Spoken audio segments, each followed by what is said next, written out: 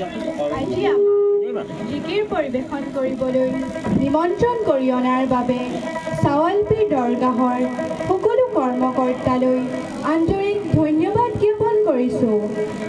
আৰু আজি দ্বিতীয়বাৰৰ বাবে আমি নিজেই বাদ্যযন্ত্ৰ বজাই জিকিৰ গাবলৈ প্ৰয়াস কৰিছোঁ। কিবা ভুল ভ্ৰান্তি হ'লে ক্ষমা কৰিব।